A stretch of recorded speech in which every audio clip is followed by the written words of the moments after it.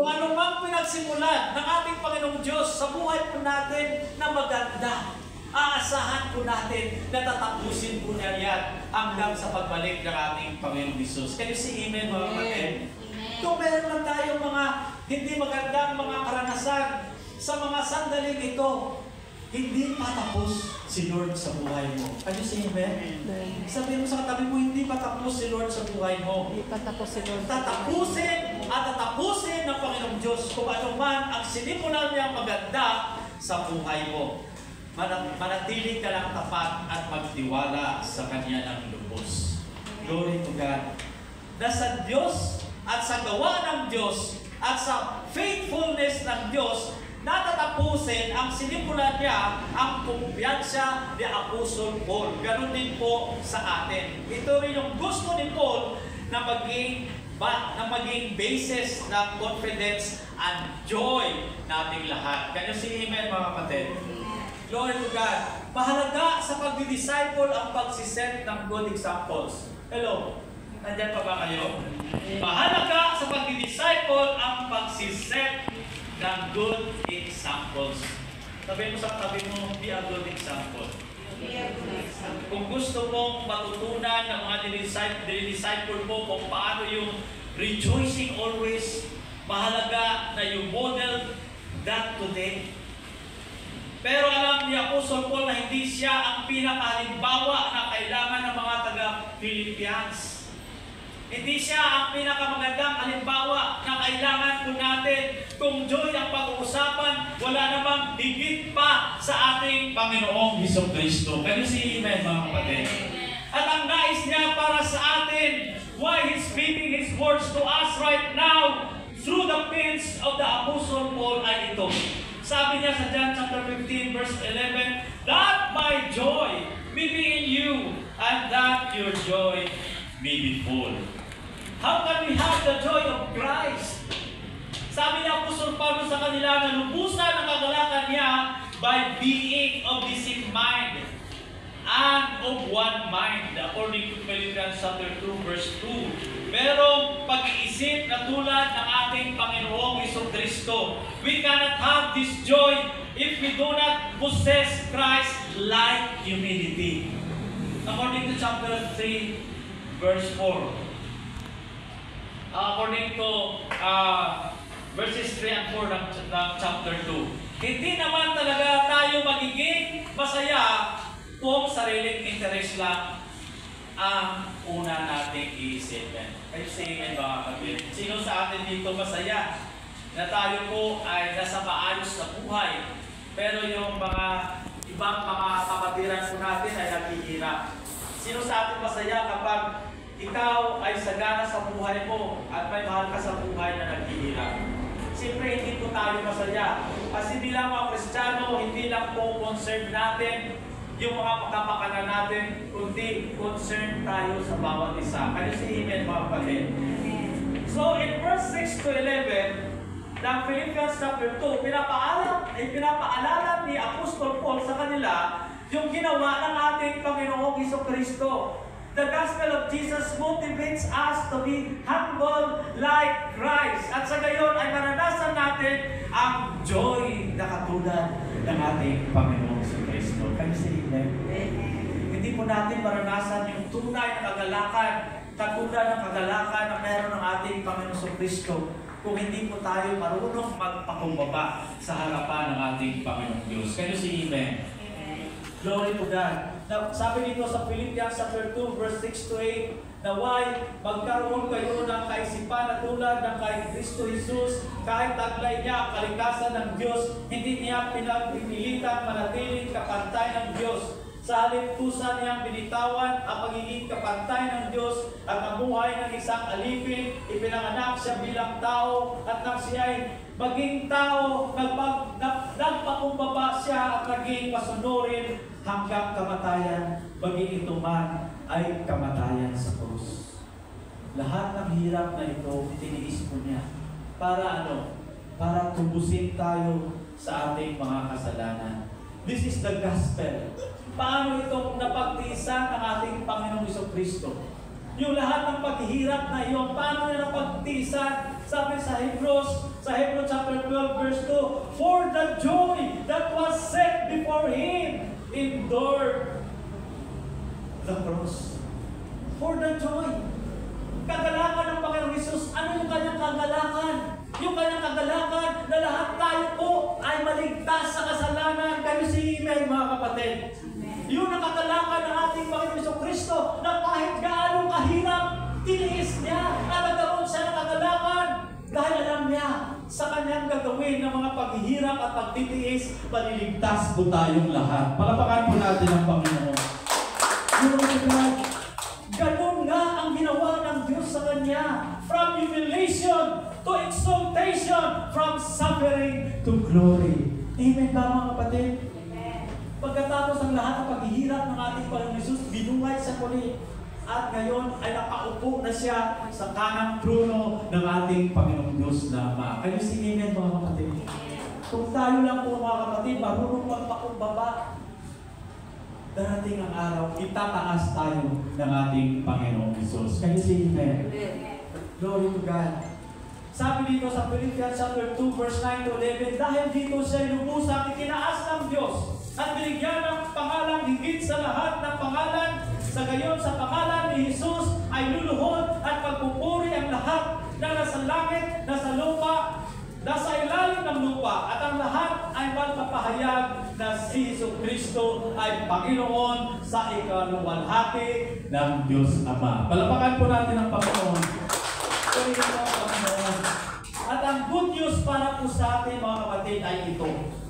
Kung nakikibahagi tayo sa kanyang mga sufferings, makakaasa po tayo na we will also share in the glories of His resurrections.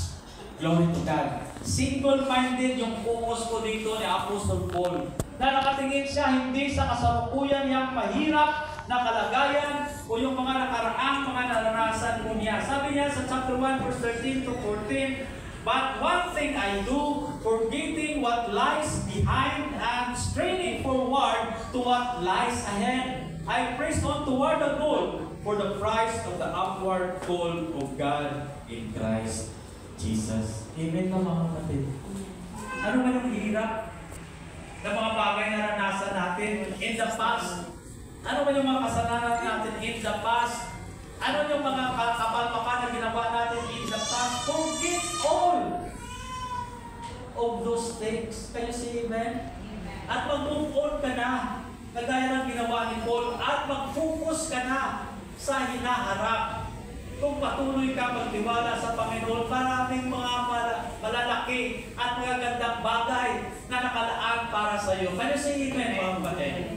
Kaya huwag na tayong lingon pa sa mga nakaraan natin. Kung nakikita lang natin lagi sa nakaraan natin ay puro pangit na bagay, tumingin tayo sa harap, maraming mga magagandang bagay ang makikita natin. Kaya si Amen.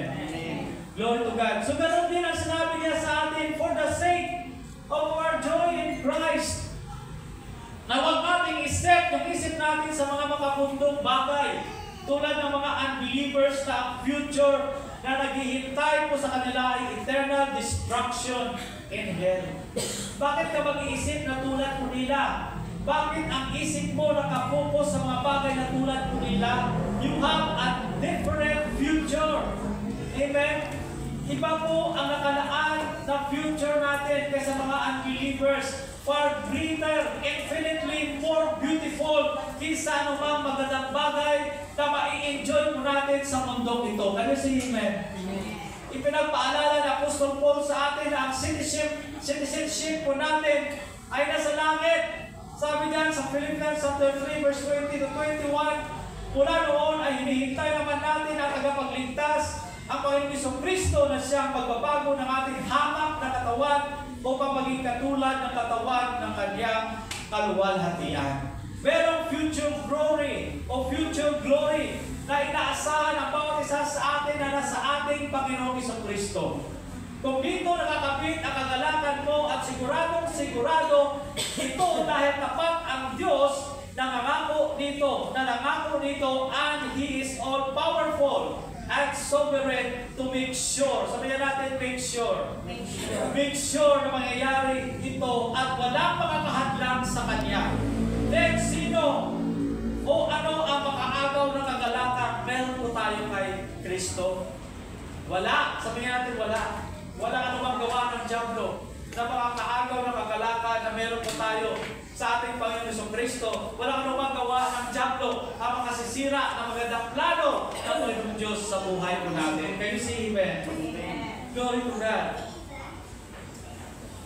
Wala makakaagaw ng kagalakan meron tayo sa ating Panginoon Jesus, which brings us to our idea dito sa Philippians. Hindi lang partnership with the gospel.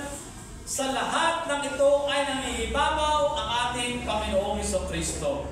Paul keeps talking about Christ. In just 4 short chapters, merong almost 60 references sa pangalan po ng ating Panginoong Jesucristo.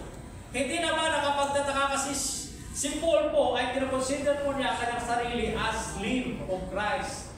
Pag-aari ni Kristo. Nakabilang po para kay Kristo. Walang ibang iniisip kundi ang maparangalan ang ating Panginoong Jesucristo. Even or especially in His sufferings, that now as always Christ will be honored in my body, whether by life or by death, according to chapter 1 verse 20.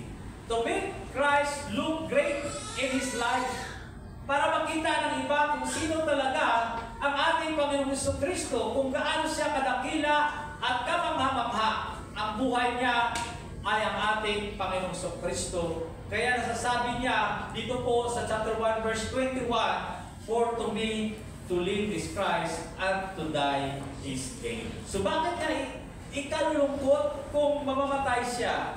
Yun ay, bakit niya ikalulungkot kung mamamatay siya? Yun ay malaking kapakinabangan sa kanya at hindi kalugihan. Dahil ang ibig sabihin nun ay makakasama na niya ang ating Panginoong Jesucristo.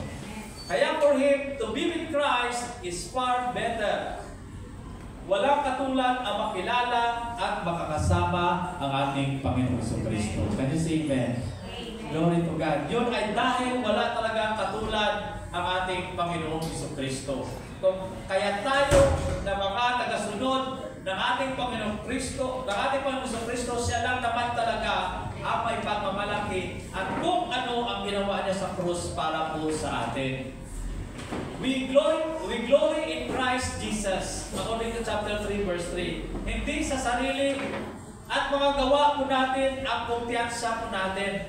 Kahit sinabi pa ni Apostle Paul na may pagmamalaki siya sa sarili niya kasi napaka-impressive po yung resume niya kung pagiging relihiyoso lang at pagiging devoto po ang pag-uusapan.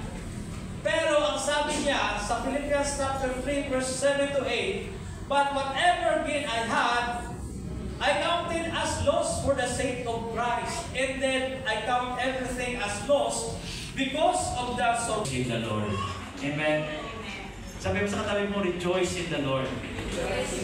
Dahil hindi naman natin matatagpuan ang tunay na kaligayahan ng hiwalay sa ating Panginoong Jesucristo. Chapter 37 verse 4, delight yourself in the Lord. At sa Psalm chapter 16 verse 11, in your prayer and our pleasures forevermore. Hindi killjoy ang ating Panginoon. Can you see Amen? Hindi killjoy ang ating Panginoon. He is our highest joy. Malapakan po natin ang Panginoon. As a conclusion, be serious in your pursuit of joy in Christ. Imposible ba na maranasan natin ang tunay na kagalakan sa gitna ng kahirapan na naranasan natin sa pagsunod kay Kristo? Imposible kung tinatali natin yung kagalakan natin sa mga bagay sa mundong ito na maglalaho rin. Tulad ng pera, tulad ng asawa, tulad ng anak, tulad ng magandang reputasyon, tulad ng mababait ng mga kaibigan. Pero kung yun ay nakatali sa ating Panginoong Jesucristo at sa Kanyang ginawa para sa atin at sa katiyakan ng mga pangako ng Diyos, posible na makasunod tayo sa utos na rejoice in the Lord always. Dahil yung joy natin ay nakatali kay Kristo na kailanman ay hindi mawawala o maglalaho sa buhay po natin. Glory to God. Tayo, walang bilang Diyos na Ama, patuloy kami na nagpapasalamat sa iyo sa umagang ito. Kami po, Panginoon, ay patuloy na nagtitiwala at nanampalataya sa iyo. Ano bang kabigat na mga problema, yung mga pagsubok, at gaano kadami yung mga laban na meron kami, ay nakatitiyak po kami na ang lahat ng ito ay aming mapagtagumpayan at manatiling mapuno na kagalakan ang aming mga puso at ang aming isipan. Whatever circumstances at mga sitwasyon na meron kami sa buhay, Panginoon, dahil ang kagalakan namin ay hindi sa mga material na bagay na nandito sa mundo ito. Ang kagalakan namin ay ang presensya mo at ang aming Panginoong Jesucristo.